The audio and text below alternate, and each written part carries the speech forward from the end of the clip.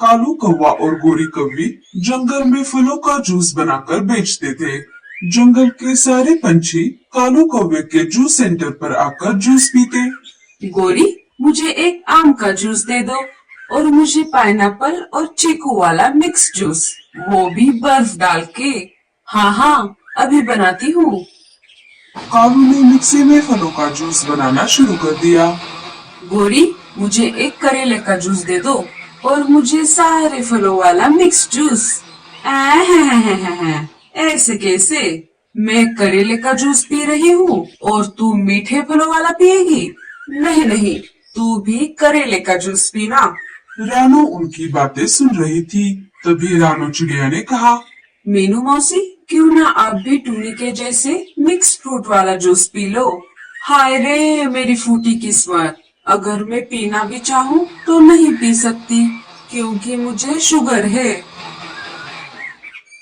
हाँ रानो, इसलिए मीनू मौसी रोज हमारे ठेले से करेले वाला कड़वा जूस पीती है। और हाँ कालू, मेरे जूस में एलोवेरा डालना मत भूलना। कालू जल्दी जल्दी से सारे पंछियों ने बताए हुए फलों के जूस बना देता है। सारे अपना अपना जूस पी लेते हैं। गोरी, पहले तुम्हारे जूस की टेस्ट बहुत अच्छी थी, तुमने बर्फ थोड़ी ज्यादा डाल दी है। ई, ची ची ची ची ची, कितना कड़वा जूस है मीनू मौसी। नहीं पीना है तो साफ साफ बोल दे, मैं ही पी लेती हूँ। मीनू मौसी टूनी का भी जूस पी लेती है। कम शक्कर खाया करो साथियों, वरना हमें भी मीनू मौसी की तरह कड़वा जूस पीना होगा। चलो चलो, अब अपने अपने पैसे दे दो। अपने अपने पैसे देकर सारे वहाँ से चले जाते हैं। गोरी, दिन ब दिन तुम्हारे जूस की टेस्ट खराब होती जा रही है, आगे से जरा ध्यान रखना। तभी जग्गू वहाँ पर आ जाता है। पापा, कितने दिन हुए मैं आपसे रिमोट वाली गाड़ी मांग रहा हूँ, पर आप हो कि मुझे लेकर ही नहीं देते। अजी, हमने आज बहुत मुनाफा कमाया है, आज आपको जग्गू को रिमोट वाली गाड़ी लेकर ही देनी होगी। ठीक है जग्गू बेटा, चलो आज लेकर ही देते हैं। कालू खिलौने की दुकान से जग्गू को महंगी वाली रिमोट की गाड़ी खरीद कर दे देता है। जग्गू खुशी से गाड़ी लेकर वहाँ से चला जाता है। कालू जी, चलिए, हमें हमारे फलों के बगीचे की देखभाल करनी है। इधर जग्गू खिलौना लेकर सोनू और पिंकी के पास आ जाता है। देखो दोस्तों, मेरे मम्मी पापा ने मेरे लिए रिमोट वाली गाड़ी खरीद कर दी है। जग्गू वो कार चलाकर दिखाता है और जोर जोर से नाचने लगता है। ये देखा दोस्तों, कितनी अच्छी है ना मेरी गाड़ी। जग्गू, क्या तुम तुम्हारी गाड़ी हमें खेलने के लिए थोड़ी देर दे सकते हो? नहीं रे बाबा, मैं इसे आप दोनों के साथ शेयर नहीं करूँगा। मैंने इसे अभी तक ठीक से खेला भी नहीं है। अगर आप दोनों इसके साथ खेलोगे तो इसकी सारी चार्जिंग खत्म हो जाएगी। अगर आप दोनों को खेलना है तो अपने मम्मी पापा से मांग लो। ऐसा कहकर जग्गू वहाँ से अपनी गाड़ी लेकर चला जाता है। घमंडी कहेगा, अगर खेलने नहीं दे सकता था तो यहाँ लेकर ही क्यों आया। सोनू बेटा, ऐसा नहीं बोलते। जब उसका मन भर जाएगा तो वो तुम्हारे साथ उस गाड़ी को जरूर शेयर करेगा। मम्मा, हम कितने दिनों से आपसे वो गाड़ी मांग रहे हैं, पर आप हो कि हमें लेकर ही नहीं देती। दूंगी बच्चों, जरूर लाकर दूंगी। आप दोनों यही खेलो, मैं जाकर हमारे लिए अनाज लेकर आती हूँ। अगर मुझे आने में देर हो गई तो घबराना मत, रानू आंटी के यहाँ पर चले जाना। लाडो अनाज लाने के लिए जा ही रही थी कि तभी रानो चिड़िया सामने आ जाती है। अरे लाडो, कहाँ जा रही हो इतनी जल्दी में? क्या बताओ रानो, बहुत दिनों से बच्चे खिलौने लाकर देने की जिद कर रहे हैं, पर एक मैं हूँ कि उन्हें लाकर नहीं दे सकती। इसीलिए मैं राजा जी के महल में काम करने के लिए जा रही हूँ। पर लाडो, तुम तो अपना जूस सेंटर खोलने वाली थी ना? हाँ रानो, पर गोरी भाभी और कालू भैया ने सारे फलों वाले पेड़ों पर कब्जा करके रखा है। जब भी मैं फलों को तोड़ने के लिए उस इलाके में जाती हूँ तो गोरी भाभी मुझे वहाँ से भगा देती है। लाडो, मुझे एक जगह पता है जहाँ अलग अलग प्रकार के फलों वाले पेड़ हैं। झरने के पास वाले इलाके में ढेर सारे फलों के पेड़ हैं, जहाँ से तुम फलों को तोड़ सकती हो। अरे वाह, ये तो बहुत अच्छी बात है। मैं अभी जाकर देखती हूँ। ठीक है लाडो, चलो मैं चलती हूँ। लाडो झरने के पास जाने के लिए निकल पड़ी। वो वहाँ पर जाकर देखती है तो वहाँ बहुत सारे फलों के पेड़ थे। अरे वाह, यहाँ तो ढेर सारे फलों के पेड़ हैं। मैं इन्हीं से अपना जूस का सेंटर खोलूंगी।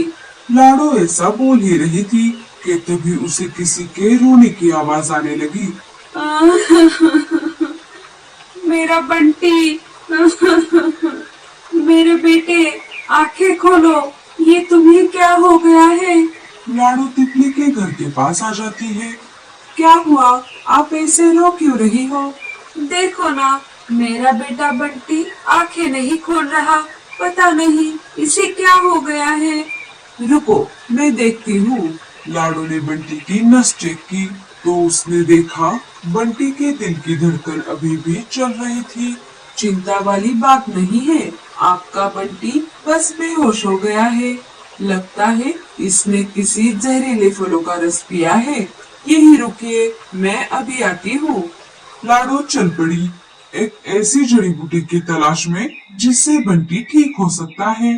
थोड़ी देर खोज करने पर लाडो को एक जगह वो जड़ी बूटी वाला पेड़ मिल गया। लाडो चिड़िया ने देरी ना करते हुए उस पौधे के पत्तों को तोड़ लिया और उसे लेकर वो तितली के पास आ गई। आप डरिए मत, मुझे जड़ी बूटी मिल गई है। इसे पीते ही आपका बंटी बिल्कुल ठीक हो जाएगा। बाकी सब ऊपर वाले के हाथ में है। लाडो ने पत्तों का रस निकालकर कुछ बूंदे बंटी के मुंह में डाल दी। थोड़ी ही देर में बंटी बेहोशी से जाग गया। माँ, मेरे बच्चे, तू ठीक हो गया? चिड़िया, अगर तुम सही समय पर ना आती तो न जाने मेरे बंटी को क्या हो जाता। कोई बात नहीं बहन जी, जंगल में एक दूसरे की मदद करना हमारा फर्ज बनता है। क्या पता न जाने कौन किसके काम आ जाए। वैसे आपका नाम क्या है? मेरा नाम सोना तितली है। और तुम इस इलाके में क्या कर रही हो? क्या तुम्हारा कोई रिश्तेदार यहाँ पर रहता है?